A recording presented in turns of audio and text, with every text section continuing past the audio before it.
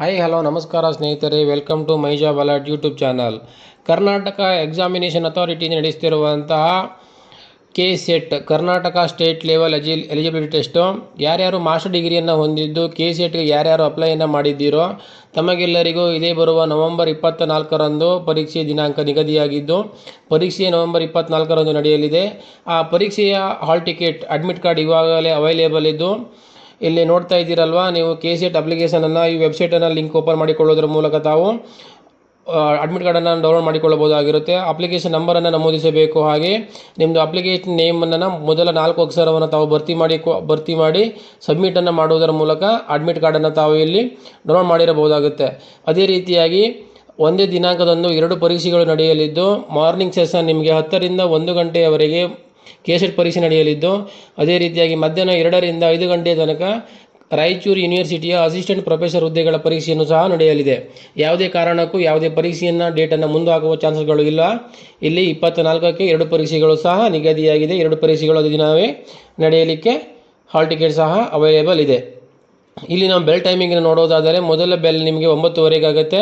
ನಿಮಗೆ ಪವಿತ್ರ ಪತ್ರ ಗುರುತಿನ ಚೀಟಿಯನ್ನು ನೀವು ತೋರಿಸಿ ಅಭ್ಯರ್ಥಿಗಳು ಕೊಠಡಿ ಒಳಗಡೆ ಪ್ರವೇಶ ಮಾಡಲಿಕ್ಕೆ ನಿಮಗೆ 9:30ರಿಂದ ಪ್ರಾರಂಭವಾಗುತ್ತೆ.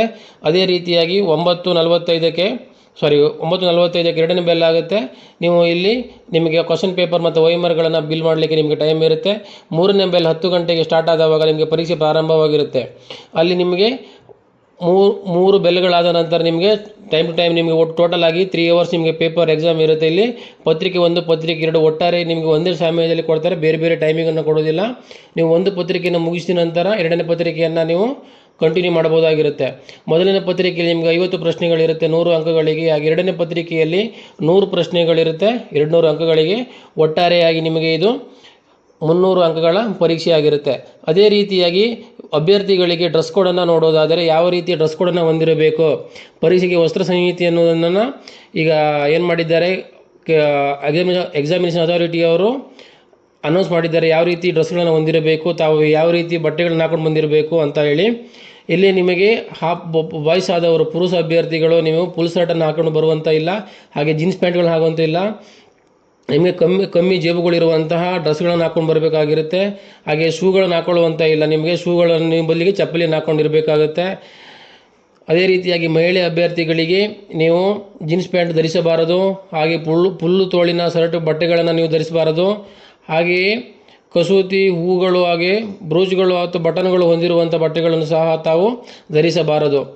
ಅದೇ ರೀತಿಯಾಗಿ ನೀವು ಲೋಹದ, ಇವಾಗ ಚಿನ್ನಾಭರಣಗಳನ್ನು ಮದುವೆಯಾಗಿದ್ದವರಿಗೆ ಮಂಗಲಸೂತ್ರ ಮತ್ತು ಕಾಲುಂಗರವನ್ನು ಹೊರತುಪಡಿಸಿ ಬೇರೆ ಯಾವುದೇ ವಜ್ರಾಭರಣಗಳನ್ನು ನಾವು ಧರಿಸಿಕೊಂಡು ಹೋಗಲಿಕ್ಕೆ ಅವಕಾಶ ಇರುವುದಿಲ್ಲ. ನಿಷೇಧಿತ ಪಟ್ಟಿಗಳು, ನಿಮಗೆ ಡ್ರೆಸ್ ಕೋಡನ್ನು ಅನುಸರಿಸಿ ನಿಮ್ಮ ಜೊತೆಗೆ ಪರೀಕ್ಷಾ ಕೇಂದ್ರಕ್ಕೆ ನಿಷೇಧಿತ ವಸ್ತುಗಳನ್ನು ನೀವು ಯಾವುದು ತೆಗೆದುಕೊಂಡು ಹೋಗಲಿಕ್ಕೆ ಇಲ್ಲ. ಎಲೆಕ್ಟ್ರಾನಿಕ್ ವಸ್ತುಗಳಾದ ಮೊಬೈಲ್ ಫೋನ್ಗಳು, ಹಾಗೆ ಪೆನ್ ಡ್ರೈವ್ಗಳು, ಇತರೆ ಯಾವುದೇ ಗೆಜೆಟ್ಗಳನ್ನು ನೀವು ಕೈಗಡಿಯಾರವನ್ನು ಸಹ ಪರೀಕ್ಷೆಯೊಳಗೆ ಅನುಮತಿಸುವುದಿರುವುದಿಲ್ಲ.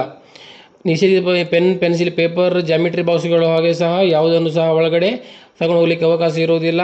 ಹೇಗೆ ಸ್ಕಾರ್ಪನ್ನು ಕಟ್ಕೊಂಡು ಹೋಗಿರೋದಾಗಲಿ, ಟೋಪಿಗಳನ್ನು ಹಾಕೊಂಡು ಹೋಗಿರೋದಾಗಲಿ, ಮಾಸ್ಕನ್ನು ಧರಿಸುವಂತಿಲ್ಲ. ನೀವು ಯಾವುದೇ ಸಹ ಧರಿಸಿಕೊಂಡು ಹೋಗೋಕ್ಕೆ ಅವಕಾಶ ಇರುವುದಿಲ್ಲ.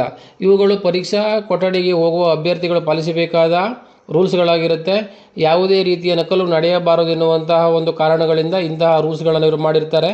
ಪರೀಕ್ಷಾ ಸಮಯದಲ್ಲಿ ವಸ್ತ್ರ ಸಮಿತಿಯನ್ನು ಹಾಗೆ ನಿಯಮಗಳನ್ನು ನಾವು ಪಾಲಿಸಬೇಕಾಗಿರೋದು ಕಡ್ಡಾಯವಾಗಿರುತ್ತೆ. ಇದಿಷ್ಟು ಈ ನೋಟಿಫಿಕೇಷನ್ನಲ್ಲೇ ನಿಮಗೆ ಪರೀಕ್ಷೆಯ ಕುರಿತು, ಹಾಗೆ ಪರೀಕ್ಷಾ ವಸ್ತ್ರ ಸಂಹಿತೆ ಹಾಗೂ ಬೆಲ್ ಟೈಮಿಂಗ್ಗಳ ಕುರಿತು ಮಾಹಿತಿಯಾಗಿರುತ್ತೆ. ಯಾರ್ಯಾರು ನವೆಂಬರ್ 24ಕ್ಕೆ ಪರೀಕ್ಷೆಯನ್ನು ಬರಲಿಕ್ಕೆ ಸಿದ್ಧರಾಗಿದ್ದೀರಾ ತಮಗೆಲ್ಲರಿಗೂ ಆಲ್ ದ ಬೆಸ್ಟ್ ಹೇಳುತ್ತಾ ಇಲ್ಲಿಗೆ ಮುಗಿಸುತ್ತಿದ್ದೇನೆ. Thank you for watching.